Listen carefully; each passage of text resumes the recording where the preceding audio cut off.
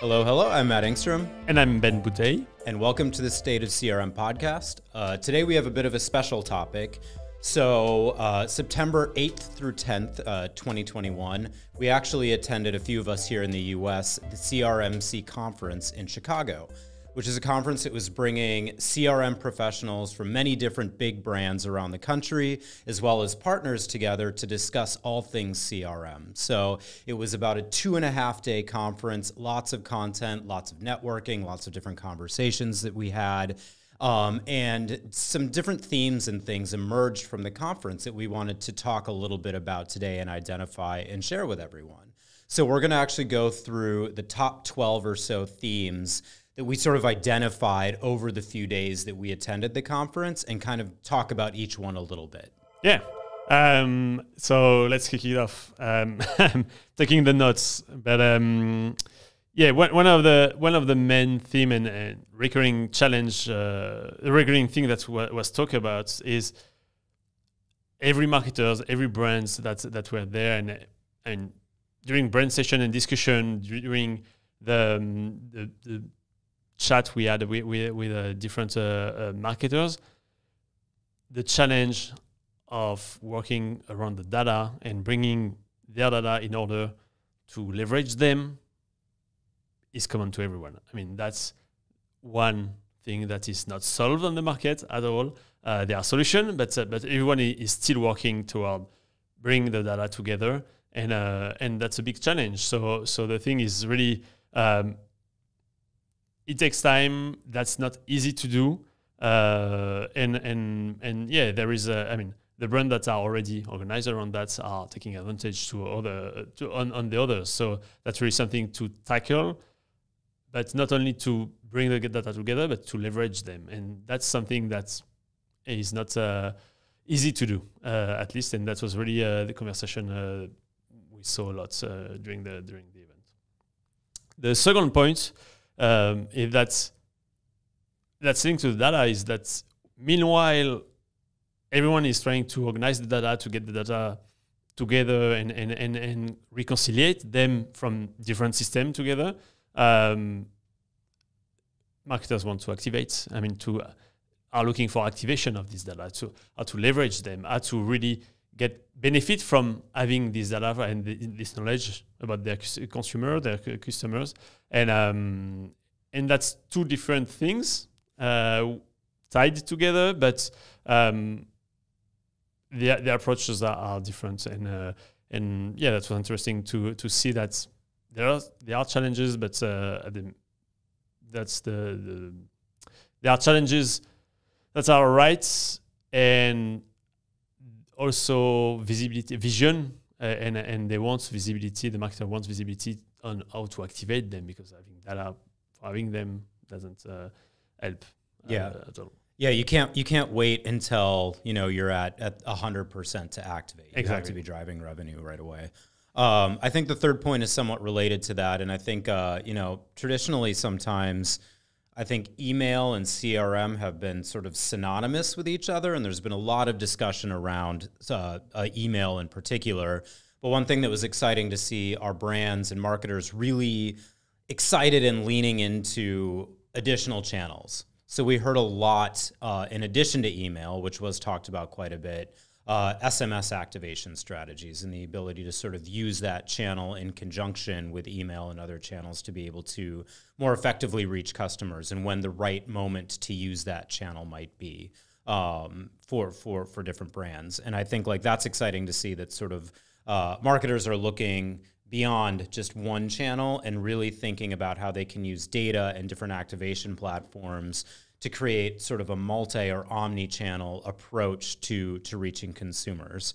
Which actually brings me to the fourth point, which is there's a real hunger from the marketing side to be able to figure out how to use data, not just to create a multi-channel strategy, which is something we talked about as well, which is interesting. What is a multi versus omni-channel? And really sort of what emerged over the couple days is that multi is using several channels, but not necessarily connecting them together. An omnichannel strategy, creating sort of a storytelling or messaging experience across multiple channels. So whether it be email, SMS, or more, how do marketers create a really relevant customer experience across those channels, and how can data help with that? So making sure you're not just optimizing for each channel individually, which is important, making sure you're understanding where your consumers are at, which consumers are relevant for the things that you're selling on each channel so that you can speak to them effectively, because it might be different channel to channel. But even more importantly, in advanced, making sure that you have a data strategy that flows from one channel to the next, and you're tapping into the partners and platforms that can help you do that so that your storytelling is consistent across channels and you're reaching consumers as effectively as possible. Yeah. The fifth point is something that a lot of marketers, brands are spending so much time in tools, in launching tools and practice that are bringing little to no results, or practice a solution that has no proof points of bringing your ROI. Making something that's really move the needle, and that's I feel like it's a shame, because that's a waste of time and energy. There are a lot of vendors, there are a lot of solutions on the market for sure. There are a lot of practices. Unfortunately, the ones that are super shiny sometimes bring nothing in terms of return on investments. And I'm not only talking return on investments in terms of cost of the solution, but on the time involved for the team, the time spent by the data team to connect everything together, all of that. That's just a little bit a shame to see that there are still bad choices in terms of priorities. And I'm not saying, some of them are spending time, some brands are spending time on the right topics, but some of them are really spending months and months to launch a project that's bring them no result, and that's really deceptive at the end for them. So that's one of the things we saw also at CRMC. The next one, so point 6, is that there is, and for the good, a big focus on segmentation and being more customer-centric and getting really away from the batch and blast on this type of practice. So being more or closer to the customer by applying segmentation. But the thing is that that's not really creating a good customer experience, or that's not bringing the experience at an individual level. Segmentation is better than batch and blast or blast messages, but we are way far from individualization of the experience. And that's something that is unfortunately also surprising, that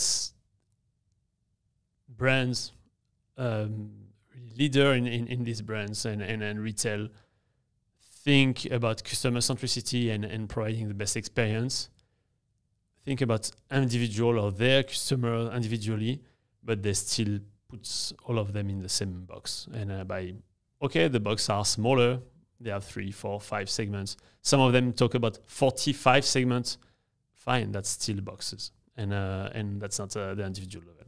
Yeah. And to that point, which is a really good one, I think the 7th point is somewhat related. We saw a lot of different presentations, thought leaders, brands, partners, and one thing that emerged kind of on the lines of individualization versus segmentation, et cetera, is sort of a confusion or different usage of the same terms, which I think suggests that there's maybe not a sort of like a standard unified understanding of what exactly segmentation, individualization, personalization, even automation necessarily means. So I think what we saw was sort of different usages of those terms. Like personalized meant something different in one presentation than it did in another. In one presentation, it was subject line optimization. In another presentation, it was AI-based automated journeys. In another presentation, it was relevant products. And also sort of like to your point, Ben, around personalization, and then kind of thinking about segmentation versus individualization. Is segmentation really a personalized approach when you're still using sort of like small data points, or maybe not small data points, but singular or few data points to sort of group people together that may actually be vastly different, and then you're leaving other people out, where to your point, personalization sort of really is an individualized experience. So sort of a little bit of a, not just sort of like differentiated usage of those terms. So I think something definitely the industry could work on figuring out a little bit is more standardization there. And then I think like, another thing, too, is talking a little bit about goals, so bringing us to number 8. There's still, I think marketers are in a bit of a tough place, and that was sort of, or it came through really strongly in the conference, both through conversations that we had with marketers and in some of the content that we saw, and that's that there's still a very strong focus on marketers delivering short-term KPIs, which are something we've talked a lot about in the podcast. So how do I get my open rates up? How do I get my click-through rates up, et cetera? And I think, like, I'm not saying that those metrics are not important, but the ultimate goal is ROI, is sales, is increases in efficiency and things like that that drive real business results. And those are the metrics that matter. And I think like having a bigger vision, a long-term vision, even a short-term vision in some cases, you don't have to wait years and years to drive more ROI, but thinking about the metrics that actually mean something for the business. But it does seem like marketers are put in a little bit of a hard spot because they're still expected to be able to deliver on some of those shorter-term metrics while sort of thinking about the long term. So I think there's a little bit of a gap between kind of thinking about which metrics to optimize towards and building a strategy to that. And I think, you know, it was pretty easy to see that marketers are sort of struggling to kind of like reconcile those two pieces. Yeah, that's a big disconnect for marketers. We know that's a challenge because, as you said, vision, long-term vision, and strategy from management for companies are quite almost the same. They go the same direction of long-term value from customer, but that's really disconnect to the day-to-day from the team, and that's really complicated to manage for all these marketers. That leads to point number 9, which is another type of disconnect between this customer centricity. I talked about I mentioned the fact that marketers want to provide a better customer experience and all of that, but there is another angle on that. So that's everyone was talking about customer centricity, better know their customer, and really putting their customer in the center of their reflection, and they want to know about them.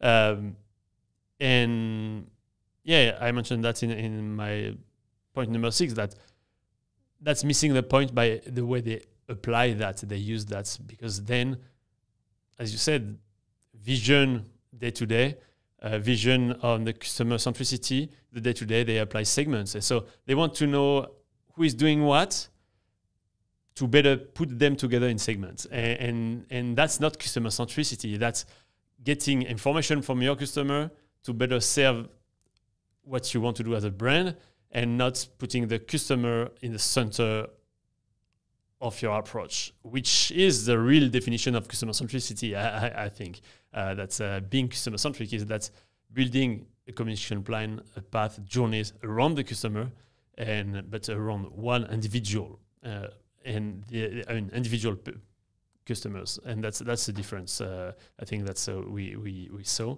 but on a more positive note, that we are also heard a lot of talk on AI, different usage of AI, and marketers are already on the path of really leveraging this technology, not to replace them. Now that we already said that a lot of time, that the AI that's what we have behind our platform at Tiny Clues. A lot of other platform or tools are providing also AI solution for different purpose. But that's not meant to replace marketers.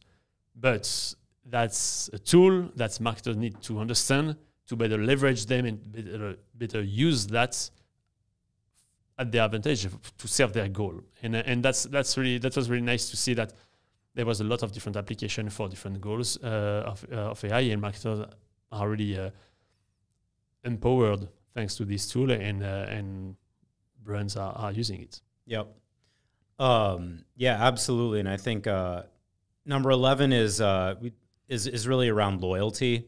And this actually maybe should even be number 1, because we heard loyalty mentioned in just about every presentation, and also people that were coming up to the Tiny Clues booth were asking about it as well, and trying to figure out exactly, the challenge being is how to make the most or get the most value out of their loyalty program. So a few things sort of emerged where we're having people sign up, give us their data, but they're not necessarily following through and becoming loyal customers from a purchasing perspective. Why is that? How can I actually get individuals who sign up for a loyalty program that indicate that they do have loyalty for the brand to actually, from a behavioral standpoint, follow through? And it seemed like most marketers were sort of kind of trying to figure out why there was a disconnect there, but also facing a similar disconnect, whether it was travel or quick serve restaurant or what have you, making the most of loyalty program, and also using loyalty even to reactivate lapsed customers, for example, which you don't necessarily think lapsed customers are loyal customers, but there was discussion around like basically using incentives and different elements of the program to provide perceived value to customers who may have lapsed and actually getting them to move into the loyalty program. So some success there, but also some challenges around getting the most of the program and what that means. And I think, we talked a little bit about it, Ben, but it's making sure that, whatever incentive you're offering or whatever is within the loyalty program itself is relevant to the individual customer, because not everybody is going to convert or join a program for the same thing. So making sure that you're communicating about all the great things that individual people want from your company, whether that's a product or a service or what have you. So I think the relevancy and individualization conversation is really applicable there. And then lastly, it's sort of more high level and strategic, but there was lots of discussion about data in general. Data as it can be used to personalize messaging, data as it can be used to sort of understand metrics and performance, data that can be used for optimization. But on a higher level, it came up in a couple different thought leadership presentations is, what's the best approach to using data? And one thing that kind of came up that I thought was interesting is there's still, within CRM and beyond, sort of using data to justify the opinions that you already have. So making an assumption that broad-based segmentation is the way to go. Look at the data that has provided the like lifts and results and things like that. I must be making the right decision. Well, in that case, you're basically using data to justify an assumption that you've already had, where building a data strategy it really involves, and this is something that the Forrester analyst Brendan Witcher was talking about, building a data strategy really requires you to look at the data and then use that to inform your strategy without necessarily making assumptions first. And I think a lot of folks, I think everybody at some point probably does that in reverse, which leads to probably unoptimal or non-optimal decision making. Yeah, for sure. That was the 12 theme that we noticed. Something to conclude I can add is also what we did not hear about, and what's for us we think. I think I know we talk about it. That we think that was missing in the conversation. First of all, that's no talk, no discussion. Nobody was talking about the iOS update and privacy. iOS in particular, because that's coming in the coming. That's coming soon. Next weeks, a couple of weeks. But more generally, the privacy, that was not at all a topic, which was surprising because that's a big concern from the consumer. something that was also missing is the rise. I mean, the marketing stack, talking about how the stack are built, and the rise of agile stack built from best of breed solution versus the walled garden ecosystem of one vendor that is trying to sell the entire suite. And yeah, that's something that we see in different discussion and usually with customer, and that's pop here and there. But during the event, I heard nothing about it. I know that was the same for you. Mm-hmm. And last but not least, pressure management. And everyone talking about multi-channel, great. And as you said, multi-channel and omni-channel, that's different. And nobody was talking about how they manage the pressure. And again, everyone care about being customer-centric, providing the best experience possible. Nobody talked about the how to manage pressure or fatigue, which are different things. But that was surprising to not hear anything about that. So yeah, we hope that this summary was interesting. I know that some people plan to come to the event. We're not able to come.